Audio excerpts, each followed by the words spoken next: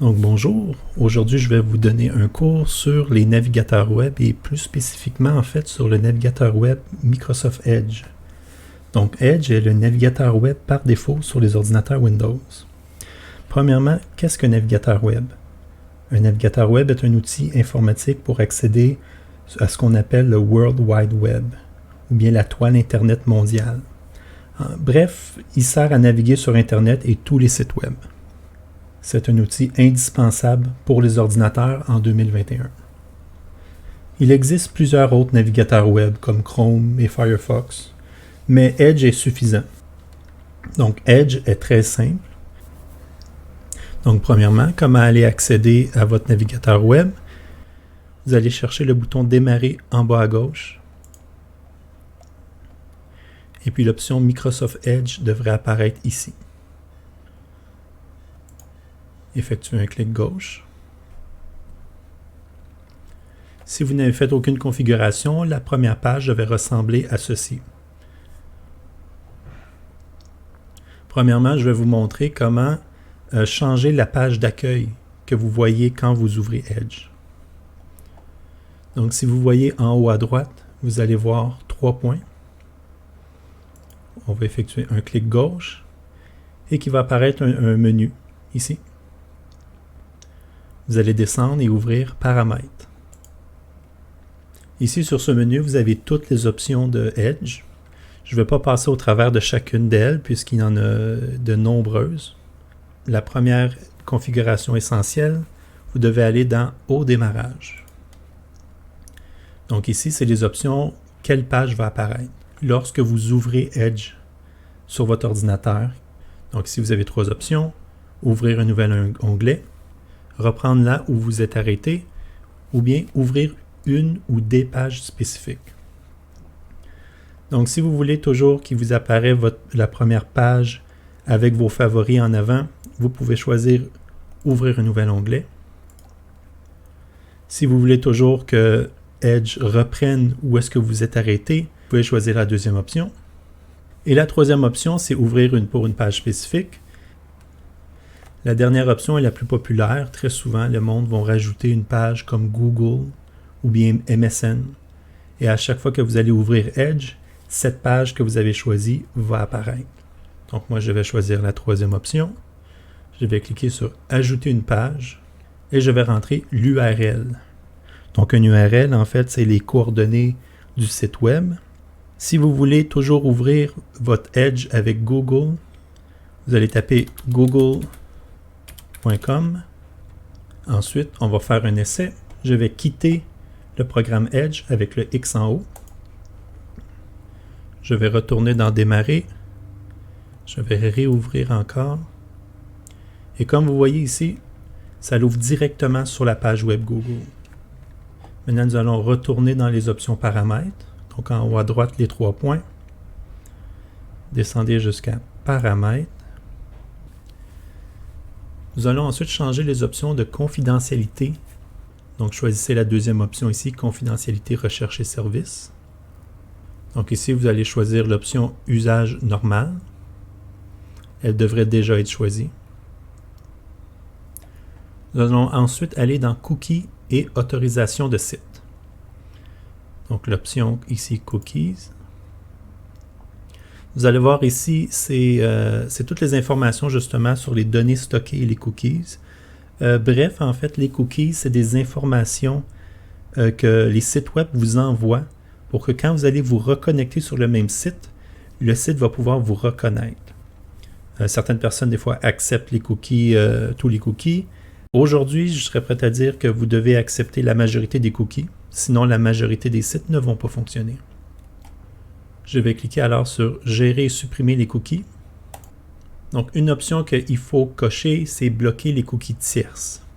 Donc, les cookies tierces, en fait, c'est des cookies qui viennent de d'autres sites. La majorité, en fait, des virus, des problèmes qui viennent avec les cookies tierces.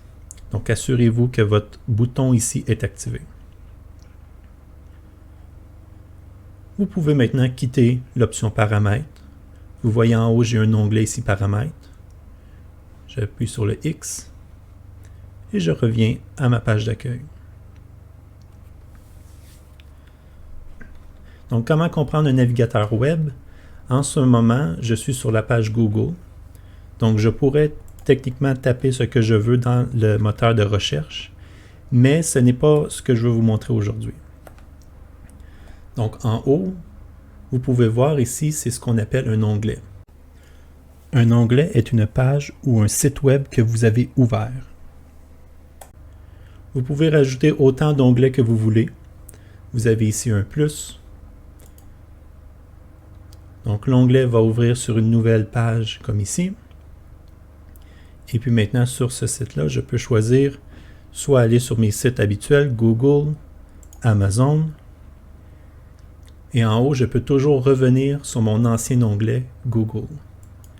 L'avantage d'avoir plusieurs onglets, c'est si vous êtes en train de naviguer un peu sur Internet, que vous choisissez des sites, que vous voulez comparer des recettes, des pages, des statistiques, vous pouvez garder autant d'onglets que vous voulez en haut. Prenez note que si vous avez trop d'onglets, ça peut parfois ralentir certains ordinateurs. Donc une dernière petite chose en fait que je vous conseille de faire, c'est de pouvoir gérer vos favoris. Des fois, on peut appeler ça des marque-pages. Donc l'avantage d'avoir des favoris ou des marque-pages, c'est de toujours avoir le plus rapidement possible une page que l'on préfère que d'autres. Si par exemple, moi, je magasine souvent chez Amazon, je peux aller sur la page Amazon, cliquer sur la petite étoile qui est à la fin de la barre de lien, ici, et appuyer sur l'étoile. Ils vont me demander d'ajouter un nom. Je peux raccourcir ça pour juste marquer Amazon. Choisir mon dossier. Je vous conseille toujours la barre des favoris. Je vais vous montrer pourquoi. Donc tout est bien. J'appuie sur terminer. Et ici maintenant, sous la barre, j'ai un bouton Amazon. Si, admettons, je ferme ma page Amazon et je veux retourner à Amazon le plus vite possible, je peux appuyer sur mon favori ici et automatiquement, je peux pouvoir visiter le site que j'ai rajouté dans mes favoris. Vous pouvez ajouter autant de favoris que vous voulez. Donc ici, admettons, le site YouTube. Je peux venir encore ici, la petite étoile pour le nom de YouTube, terminer, et vous allez voir que mon raccourci vient juste à droite. Je peux cliquer, changer toujours de page en page. La grande barre que vous voyez en haut, en ce moment, il n'y a rien d'écrit, mais c'est ce qu'on appelle la barre de lien. Comme j'avais dit tantôt, un lien ou un URL, c'est un peu une adresse que l'on donne à notre navigateur pour savoir quel site sur la grande toile Internet je veux visiter. Donc, vous pouvez écrire l'URL à la main. Si, admettons, je vais aller sur le site de Microsoft, que je connais par cœur, microsoft.com. Il faut toujours avoir un point plus le nom de domaine à la fin. Ça va me tomber directement sur le site de Microsoft. Si je fais juste marquer Microsoft sans point, mon navigateur web va comprendre que je veux faire une recherche. Cela va ouvrir une page avec mon moteur de recherche. Dans le cas que vous voyez en ce moment, j'utilise le moteur DuckDuckGo. Quand vous installez Edge, la différence entre marquer un site directement et marquer des mots-clés, c'est que lorsque je mets le site web mot pour mot, j'écris le lien en entier, je vais automatiquement sur la page. Le désavantage, c'est que je dois connaître le lien par cœur. Donc, si vous marquez juste un terme, ça va aller automatiquement à la recherche et cette recherche va pouvoir vous guider à trouver le site que vous cherchez. Comme ici, en marquant Microsoft, mes premiers choix que j'ai, Microsoft Official Page.